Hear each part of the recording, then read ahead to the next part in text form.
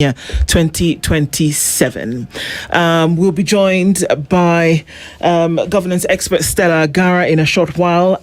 George Ngaida is a government affairs analyst and joins us on the hot seat this morning. Good morning, George. Good morning. Karibu sana, how are you doing? Asante sana, I'm doing well. Welcome. Karibu. Thank you for being here. Let's look into this big picture 2027 and have an idea about what's in store. From what we can see today, we can normally predict the future. Okay. But before we get there, Dennis is going to share today's proverb. We'd love to get your interpretation of it. So today we are in Morocco. Morocco, beautiful country. Look at their culture. When you visit, there is a meal called couscous, try couscous. There's another one called tajine or mint tea, often called the Moroccan national drink, the mint tea. The proverb that we get from Morocco this morning: when deeds speak, words are nothing. When deeds speak, words are nothing. How would you interpret it? It just means action speaks louder than, statements. So that's what counts most times. That's what I believe. Well said. Short and sweet. All right. So as we get into this 2027, what would you say the picture looks like at the moment? If the future is usually influenced by what happens presently, which then in the future would be called the past, what does 2027 look like, in your opinion? I think having crossed the August 10th date, which technically says we're under a year to the next election, I guess the train has left the station, and anybody who wants to be anything in this election cycle, including myself, has to be ready. And those who want to have shown their intentions to be out there, to be able to go out for whatever seats they're going for. Presidential level, the faces are becoming more clear as to those who we expect to see them on the ballot in the next election, and as well as some very interesting governor races within the regions, where the different political regions. I come from Kakamega. I'm sure you saw what's been happening there with our top tier candidates for the governorship as well. Very interesting between former Senator Khalwale and former Senator Malala and our Senator Khalwale. And so it means the die is cast, and everybody's taking their position. Yeah, but as we talk about 2027, Kenyans as well are key players in this election, and with that, then many are asking about the promise of a better country. Many are asking about their children, about their health. Yes. I mean, as we approach 2027, what are some of the topics, rather the talking points that would form the campaign, the agenda, come 2027? Dennis, anybody that lives in this country today, even the three of us, when we live here, there are some realities that we can't escape do. From here, we have to either fuel our vehicle, we have to either pay your cab fee or your fare, and there's a cost to it, and it's for you to determine whether or not you're in a better position. When you get to whatever place you're going, maybe you're going to your house straight from here, there's the issue of power, the cost of power. There's food in your house, the prices. There's a reality that you have to deal with. And I believe that any Kenyan that wants to build the agenda of the next election, it has to be basic. It has to be something that really resonates very quickly with the average Kenyan. The average Kenyan is in pain. He has been in pain for a very long time. We saw that anger when our young people took it to the street for the very first time. I think those of us who had spent 20 years with the late Raila Odinga in what I always do I consider a tumultuous journey, because I came to this town in 2005 to join a campus to study law in Parklands, and that was the very first time in that no referendum that we had, Dennis, you remember, it was the very first time I registered to be a voter, and it was what gave birth to the orange, the orange dream. Yep. That we didn't know would go that much, because 2005 to 2025 is almost 20 years. And we've never been in any other movement other than that one, never been in any other party. And we understood that sometimes when you take positions in life, you have to constantly be pro people and things like that. So I guess whoever the agenda for 2027, just wants what you're saying, is that whoever wants to engage in the 2027 affairs must be basic in his thinking. Yes. Are they having that conversation though? Like there is what Mwananchi wants. There is the undertones as well that we're hearing, especially from the political class. Would you reckon that conversations that are happening now in all these campaigns we're seeing are capturing the feeling of Mwananchi? They're speaking the Mwananchi's voice because, like you've said it, economy has to be part of the conversation. Are we having more economic conversations, or is it just we are in there? The reason why we have elections every 5 years, Dennis, is for people to make that decision. Whether or not the leaders they chose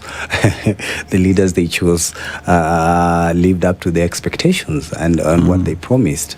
And Kenyans will shock you sometimes. You expect that in what we see in what you call developed nations, sometimes I like to use the UK, is that leaders are able to, in the West, the people are able to make personal decisions. They look at you and say, Dennis, you came here, you told us you want to be a senator or a member of parliament. This is what you're going to achieve. This is what you're going to achieve for the people, and your deliverables were these ones. 5 years have gone by. We can't see much of what you promised. We don't believe you're the best for these positions. And they make those what you'd consider a rational decision, you understand? But, in a country like ours, because of how it is, and it's particularly, I tend to think the level of information as well, because it's still largely a rural county. 55, maybe heading to 60 million people in the country, and just about 5 to 6 million dwellers in Nairobi. It means 90% of Kenyans live in rural Kenya and might not have the kind of benefit that is needed to access, solid information of what's happening on every day, or even be able to feed the kind of data that I have access to. I have brothers and cousins in my village in Kakamega. They might not know the things that I know, but by blood we consider ourselves both brothers. So Kenyans might not be that informed, so they tend to make decisions that other people could consider as irrational. But then that is the business, that's the spirit, that's what democracy is all about. Yeah. Unfortunately, they make certain decisions. So we hope as days go by, and this has been my prayer for a very long time, Dennis, having voted 6 times now, 4 presidential elections and 2 referendums too. I've sort of been able to sort of try to study how Kenyans make their decisions. And myself, by the way, because I was in the by-election in Malava, and I was just having an interesting conversation yesterday with a friend of mine who's a former minister there in the county. I was telling you, when we had this by-election last year, when our MP died in Malulu in Shedi, was also an uncle to me.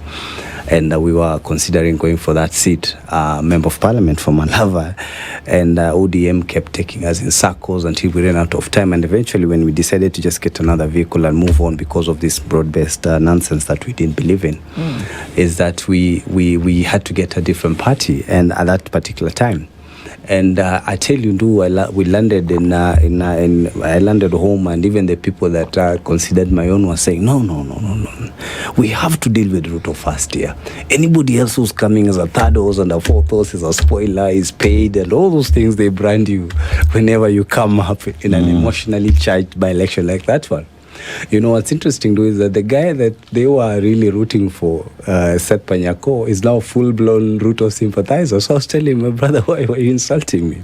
Because I worked for Honorable Dinga. I was at Capitol Hill, and I remember when I did the handshake with President Uhuru Kenyatta, immediately after that swearing in of Baba and the fallout that fell that followed after that, and we were at Capitol Hill with Norman Magaya. He's been portrayed for a while, but Norman was there, and Babu was saying, look at these people are insulting me, but they've not understood why I've made this decision.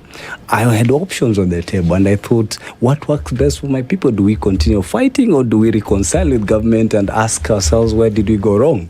And for a moment, I bought what he said, because the alternative of continuous fighting and things like would have only led to deaths and destruction of property. We didn't agree with that handshake, but eventually people agreed. So I told him, my brother, you were against me that time during that by-election, but I knew her because I know Seth Panyako very well. He's been a Ruto sycophant for a very long time. And he just came here for convenience. Now he's back home. And that is what's happening, even in what's happening now in Linda Mwananchi, and I hope Kenyans wake up. Wake up to what? What would you want Kenyans to wake up to?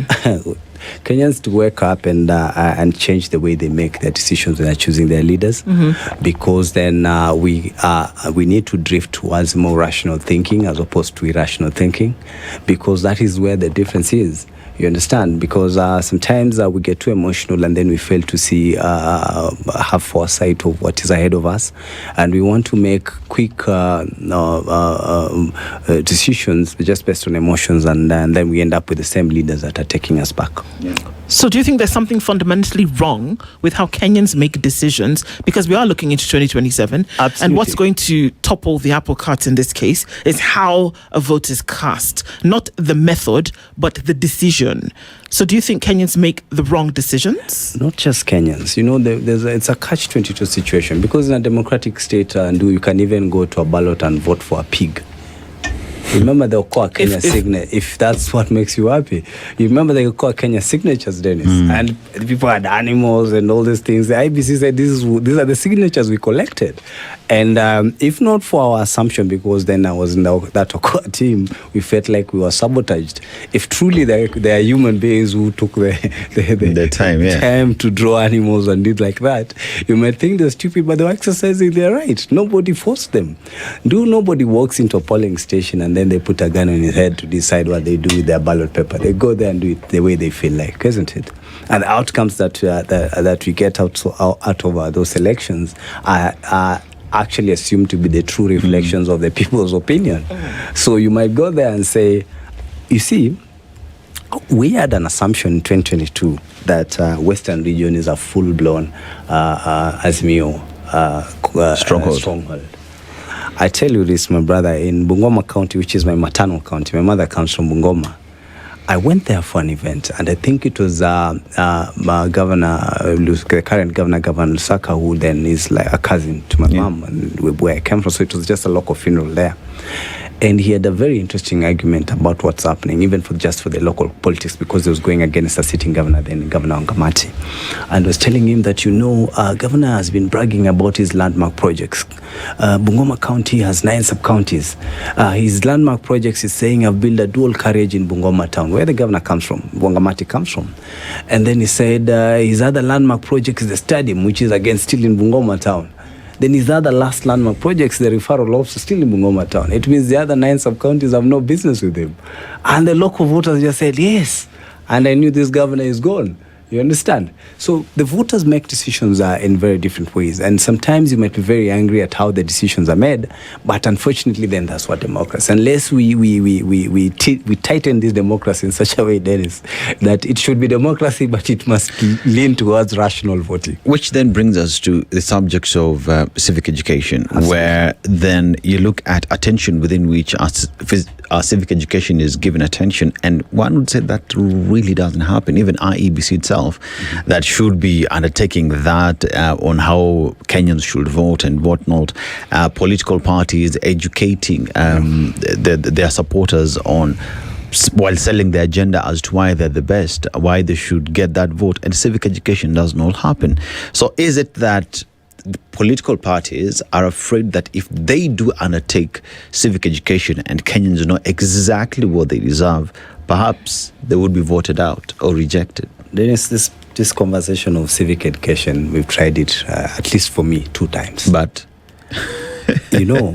we 2017, I say 2 times, I'm referring to 2017 and 2022. Yeah. We felt like Kenyans do not know what's supposed to be done. That's what we thought. And then we thought then we need to roll out the civic education programs, especially in the rural counties, so that they can be able to understand the need to make rational voting and not put ethnicity as a factor in your decision making as a voter, and other biases. Mm-hmm. We realized that human beings are different. We are cultured to think in certain ways depending with where you come from, and we are cultured to react to issues in a certain way depending where you come from. And in a country like ours, which has different regions and different communities, Ndu also, I think she's familiar of Southwest and Southeast and South, isn't it? And the North, in Nigeria, and the different communities, how they make their decisions, and the elements of marginalizations, like what we are hearing in what they're calling it now, Homa Bay, Yemen, marginalization. Do probably say the same thing in Southeast and Southeast states that feel like now Peter Obi, who's an Igbo, and we've never had an Igbo president lately, and they would go to a balance. They would not want to hear anything else other than Peter Obi. You understand? Yeah. And this is probably a professor with degrees and all these things. So we really make our political decisions in different ways. So it becomes very hard to roll out a seamless civic education program across such regions with different political dynamics. And I almost resigned it to prayers and said, let's just pray for the country that Kenyans can be able to do that. But like what we've done now, particularly me, for considering that I come for a new movement that's called the People's Movement, within the PM party, People's Renaissance Movement, is that we're thinking that there's a saving grace in the young people. There's a saving grace in the new generation of Kenyans, particularly the young ones who are willing to think otherwise, and they're willing to embrace new ideas, never mind where they're coming from. And I think that Gen Z movement that we had in 2024 showed that it's possible to rally people towards a certain cause if you're very clear at where they're heading to. And it gave us hope. And that's why we thought that then how do we go about it, and how are we able to create a platform to be able to begin that journey towards change so that we can achieve what you're saying in terms of civic education. And we thought that then that the only best way to do that is build a platform where across the country we can be able to get those already open-minded individuals that believe that Kenya can transition towards a certain direction, can be the lead to lead the others to get in. And yet I have a fear. Yes. Maybe not, and I think it's founded on reality, and it may not be palatable for lots of folks to hear, but it is true that majority of the people who go to cast their vote, I want to be sensitive, but I must be honest. Yes. Do not know what they're doing, in this sense, that there has not been a connection made between the activity of voting and the leadership then that is brought in as a result of that vote. We don't make a connection. And forget about us sitting in this room and people who want to, you've just said it yourself, even some professors with more degrees than a thermometer will also make a decision based on where they're from as opposed to what this person will do. Absolutely. Now, how can we do that? For the person who goes and they say, Mama, just Andika, heavy, put it inside. Yep. For them to understand that the things that we see today that we worry about, that you can go into Parliament and make laws, agree on how money will be spent, agree on how much loans you can or cannot take. How do we get to the place where we make a connection between this activity and what is going to happen to you in the future? You see, nobody thinks about that. Yeah. We just think about on the day we went, we voted yes, in the box yes, who won? Yay, win, oh, terrible. And then we say, are we going to fight? Let's not fight. Let's come together. Let's form a government, and then we move until the next one. We are not making the connection, and unless and until we do, we will continue to cry. How do we do that? They say the journey of 1,000. That is to say, a journey of 1,000 miles. Starts with a single step. It has to start somewhere, and I think my own personal opinion has been that we need to expand education.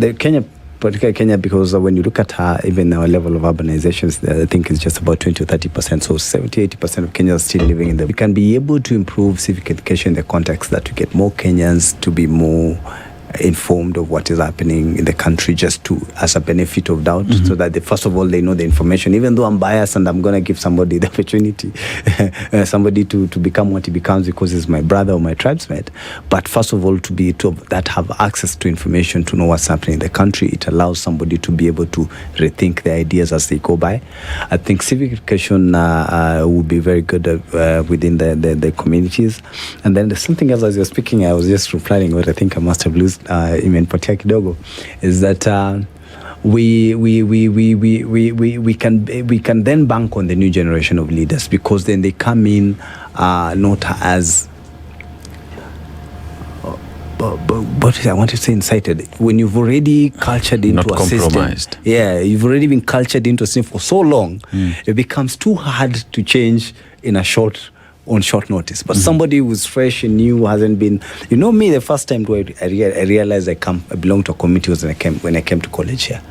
Up until then, because I'm a native of Western Kenya who grew up in Mombasa. So mimi ni Mswahili kabisa. Ndo maana mara nyingi sana kuja Radio Maisha pale. So I had never taken note of the fact, never mind Dennis, I have a home. And there are people I belong to. But to take note that I belong to this community and there's a dynamic to it within the realm of the Kenyan politics is when I came here. And unfortunately, it was just about when President Kibaki had been elected, 2003, 2004, and the fallout between President Kibaki and Raila Odinga. Is when then I figured, I heard people say, we've been betrayed. So I said, who? Who has betrayed us? They say, that community, we voted for them, but they've gotten into power, into government, they've taken power, and then they've dominated the system. Our people are outside. That's the first time Dennis Mia understood that, I belong to this community and have been marginalized, even though I was living a comfortable life, because my father was worked for many years in government, 35 years public servant. There's not one single day I went home for school fees. I had a different life. So, but you see, I was considered marginalized based on the politics of the day, isn't it? So when you're cultured like that for a very long time, it might take quite some time to be able to undo you.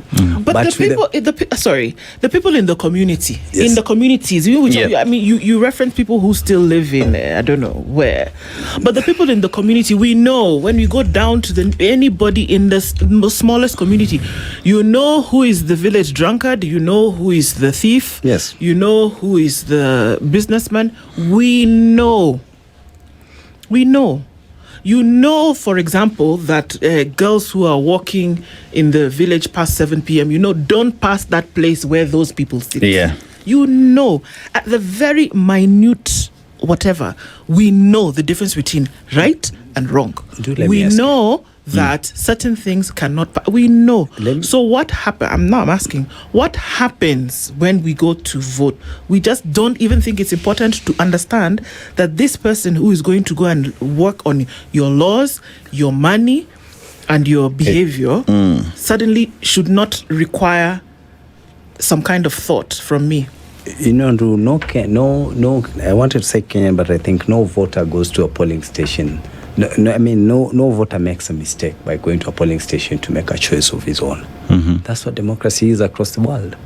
You can't force me to go to the ballot station and think like you, because maybe our history is not the same. No. I'm saying to make a decision about this individual when you have not checked what is this person actually going to do when they get into leadership. Absolutely, it's your right. Go vote in a goat. What did you say? Which animal did you pick? Pig. That is fine. I am saying, have you made the decision about whether this pig is going to actually go and spend money, make the laws that will actually benefit for the betterment of the nation? Not that you vote, but how you vote. You see, why can we make decisions on certain levels about certain things which we know are right or wrong, but then when it comes to leadership, somebody can come and tell you, when you go, this is how you should vote, and then you say, yes, okay, fine, I do it. Are you assuming that what you consider right or wrong should be what I consider right or wrong of a leader? No, I'm asking, I'm not even talking about what you consider to be right or wrong. I'm saying, are people interrogating the individuals that they go to vote for? It's not about right or wrong. They do. That's the reason why somebody walks in and say, I'm just going to vote for this person. He does. And then, somebody asked me, your former colleague here, he's called Latif, and they were saying, do Kenyans vote emotionally or do they vote rationally? That was the question they asked me. And I was telling Eric, listen, all human beings vote emotionally because they have some bias as to how they vote. I could be coming there to vote because Dennis is my personal friend, because maybe it's from my home, and things like that. But and that's completely different from rational irrational voting. The rationality of it comes into play when now you bring in what you're trying to say. Did he interrogate that leader and the history of who he was? For example, this president. President William Ruto was not an overnight president. He's been in politics for the last 30 years. People know is the history of this president from when he was a member of parliament to when he was a minister to how he was dismissed to the ICC cases. He's been in very many court cases where he appeared himself back then before he became a deputy president. He's a familiar face in our criminal courts. He was being charged there on property, on commercial disputes. He's not somebody that Kenyans just woke up and found him the other day. They know him. But people walked in Kakamega, 148,000 people voted for him. What? You understand? They voted for him. Yes. Yeah. Let's take a break. Yeah. Because perhaps it's time for us to admit to ourselves that emotional voting has gotten people in a mess. We don't want to admit it. It's that perhaps this emotional voting is what has done of countries done Kenya, any other country in, how does this person make me feel, as opposed to what is this person going to deliver? And mind you, we're not just talking about the president. It is from all levels. To the lowest seats. From the lowest to the highest. That how does this person make me feel? Did they speak well enough at the rally? Did they give me enough? Did they make me feel a certain type of We're not voting enough based on what this person is actually going to deliver when it comes to leadership and governance. Is it about time? Absolutely, and I think we're in a very good place now. That's why I was actually alluding to what we are trying to put in place, because Dennis asked me that whether there's a chance that we can begin to drift towards that rational voting, and I'm telling you, there's a good chance with the young people, because they are fairly considering looking outside the normal play in terms of how our politics is done. And my prayer too, because I might not be a youth, but I'm equally young, it's what I'd love to see. I'd love to see us drift towards people-driven agendas that cuts across, so that whatever I'm propping somebody that is interested in the 2027 politics should be something that can benefit you. It can even benefit both of you and Dennis, regardless of whether or not you support me, because I'm a citizen of this republic and I want the country to do well, isn't it? And I think what the young people have shown us in the last 2 years is that it's possible to be able to rally us towards that direction. And as Christians we have to keep hoping. That's what we must do. We must never, it's like when Jesus Christ was that boat and it's swaying and people are giving up, and he tells them, why are you afraid? It's possible that we can be able to survive. So we have a chance with the young people. I mean, if I just pause and look at communities out here, you realize that there are many who would vote for an individual because they contributed in a matanga, or they attended, or they attended Mairurashio, or they came and they just opened a katap somewhere that is dry after 2 weeks of it running. People don't connect individuals in office and the roles that they do play, whether it's on the county assembly and the legislation that happens in the county assembly, and the kind of MCAs you need there to ensure that the laws that govern the county are up to scratch. Same as member of parliament, senators, president, and all that. But if you pause and look at conversations Kenyans are having today, Kenyans know who is a good leader, who is a bad leader. They know who is a performer, who is not a performer. But what happens on the election day that things Kenyans have complained for like over 20 years are things that they do not consider when they're casting that vote? That's why I was saying that Kenya is a growing democracy. And Kenya is a growing democracy. The United States has existed for almost 250 years. We are now just about 50 60 years in.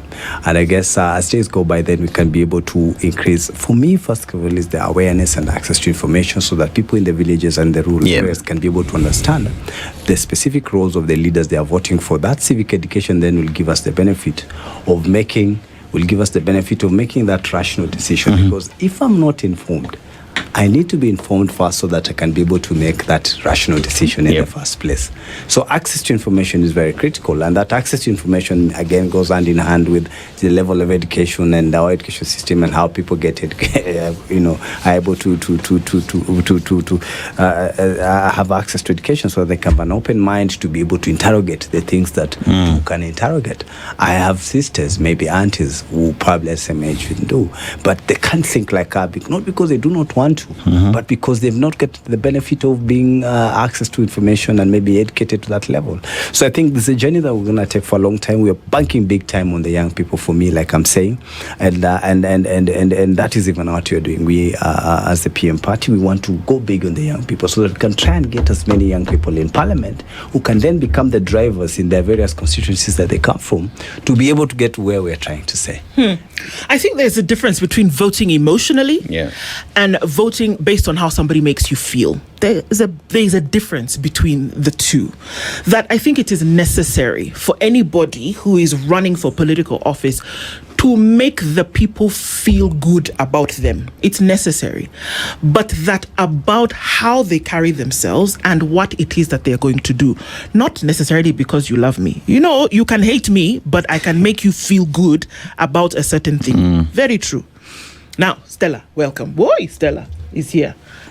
Help us understand as we're going into this thing that we're saying that it's about time we stop voting emotionally and started voting on will actually perform and what we see as what needs to be leadership and or governance. Because in the village, like I said, we know, in the community, we know who the village drunkard is. We know who the village madman is. We know who is the one who steals. We know. The ones running at night. Yeah. You know them. We know where if your girls are walking in the evening, you tell them don't walk there. You know. So you are able to understand who will then be a good leader, who the person is you give your money in those, what are those things called? Merry-go-round, whatever. Yeah. You know, right? You know who can keep the money. We may think that there's no connection, but there is. So why is it that then now the person who is essentially going to make the law, spend your money, and oversight those who do, doesn't need that kind of rational thinking? First of all, let me apologize for my lateness. I had an emergency this morning that I had not seen coming. I'm glad I made it though, because I have one or two sentences that I want to throw into this conversation. Indeed, the situation you have described in the village is exactly what we have in the national arena. Kenyans know who they can trust with their money and their treasury.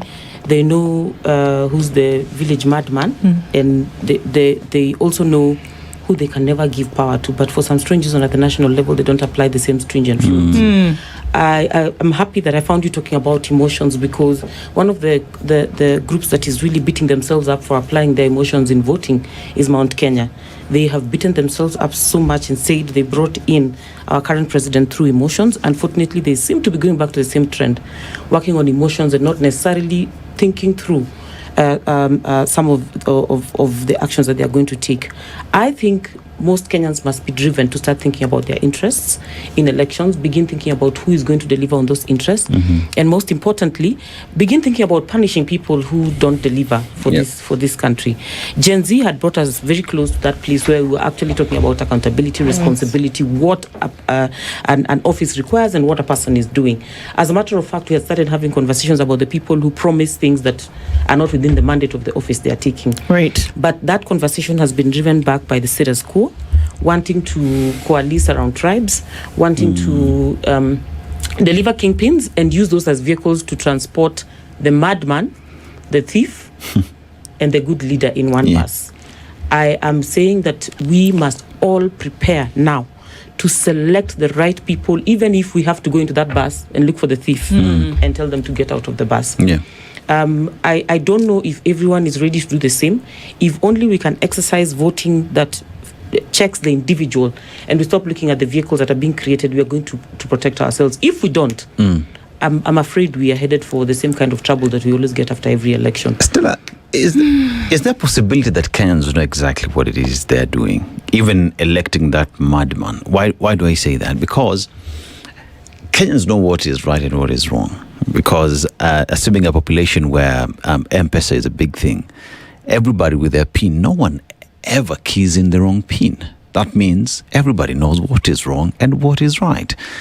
Kenyans are the very same people who will turn up and say, when an individual is corrupt going through the judicial system, huyo ni mtu wetu, and being targeted, forgetting that it is your money that has been stolen.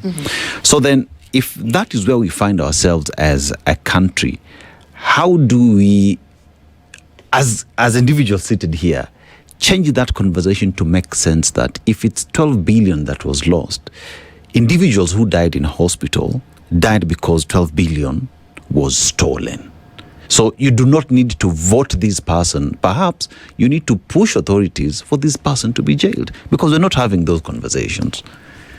I would say that Kenyans actually know what they are doing and what they are voting for.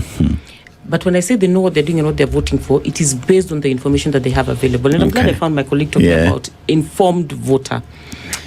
You know, one of the factors I've had to interact with in the last couple of days is the reality of the arrangements that are happening and alignments that are happening in our politics.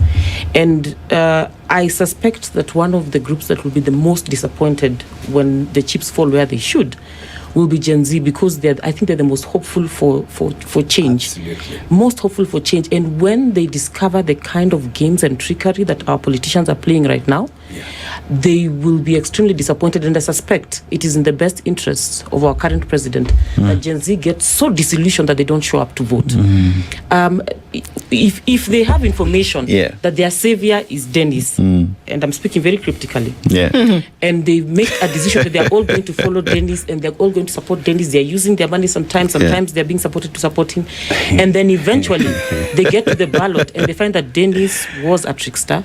Dennis had no intention of being on the ballot, for example, and therefore Dennis is not there to save them as he had promised. You know, one of the things that they're going to decide is that this country is irredeemable, and they'll go back to where they used to be. And there was a time they didn't care about the elections in this nation. So I'm basically saying that if we can actually take time to get even deeper into the information about who they are voting for, and maybe begin telling the truth about who's serious about being on the ballot and who's playing a game on behalf of somebody on our ballot. Today, I'm going to keep it cryptic.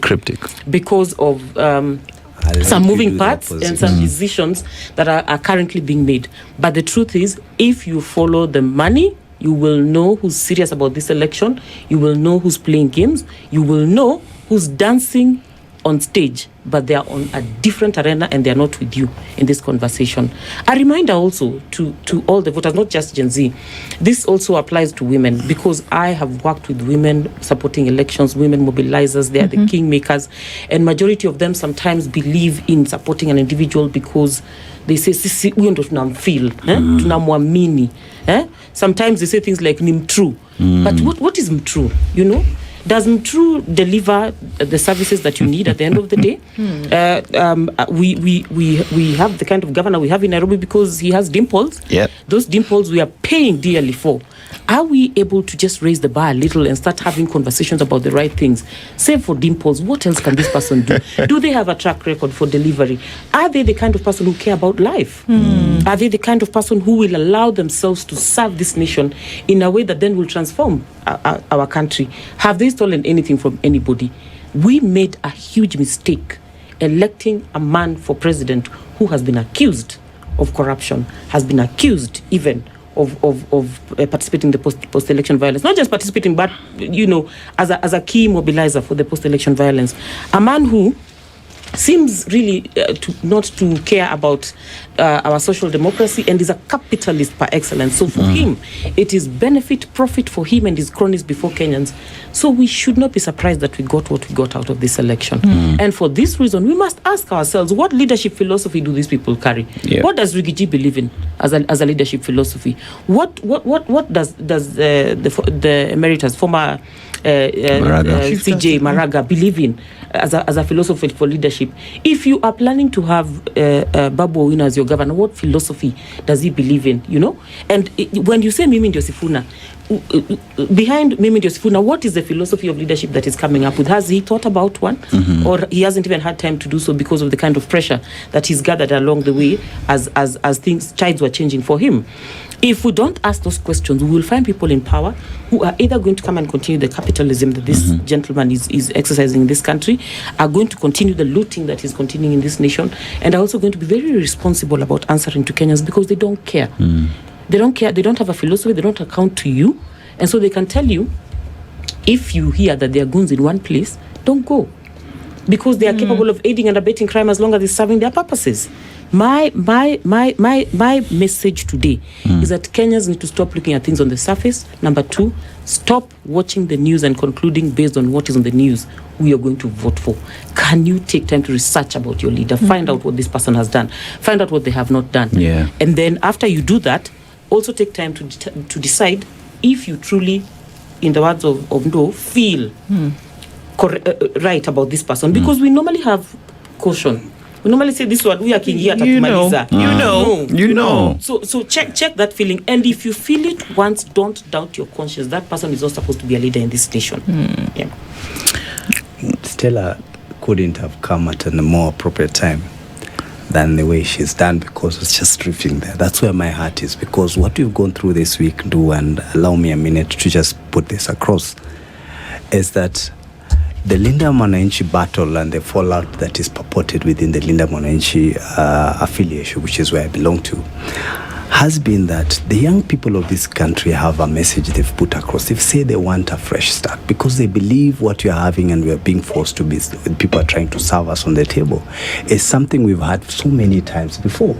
And it's not just the Gen Z. Gen Z's millennial and progressive Kenyans who love this country and want to see the country move forward have an idea that we can only move forward if at all we change the process of how we arrive at our leaders.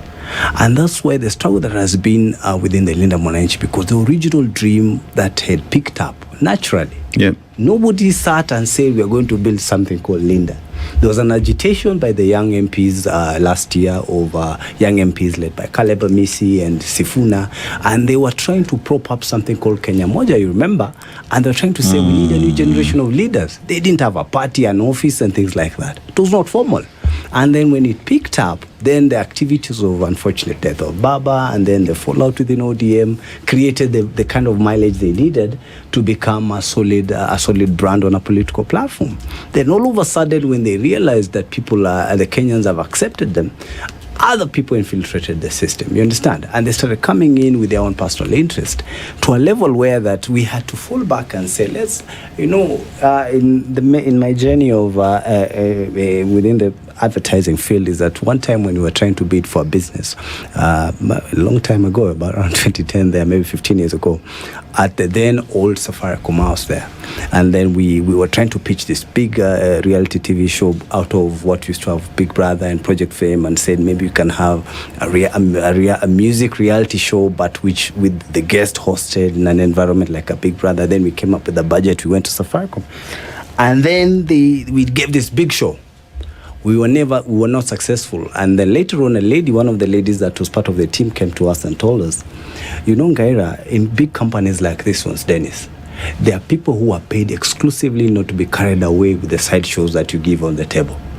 They want to see if you're proposing a reality show that's going to have 15 episodes, the scale of production, the technical skills, Dennis, that is behind you must be able to back up the good ideas you're putting on the table. So their job is not to be carried away with the things you're telling us. It's not how you've dressed, whether you're good looking or what. They want to know where is the money, the alternative money that is going to back up the show. And I learned from them that whenever we have got all these good proposals like what we're doing with Linda, we must be sure there's amongst ourselves, there has to be a bunch of us who can sit back and begin to see, are we still heading towards the right direction? If you're not, then you're able to raise the issues that are in there. Is it headed in the right direction? We are heading in the right direction, but our Linda Mwananchi group has been infiltrated by characters that do not buy the vision that we have. I've said it many times. You saw what happened when my brother, Honorable Caleb Amisi, who's also my party leader, said that how can you go to a Sifuna stage and then be able to prop another candidate who, even within the opposition ticket, is a competitor? You understand? We agree that it's much wiser to have a one united ticket to face the president, but you see, all the players within that opposition space are also competing, isn't it?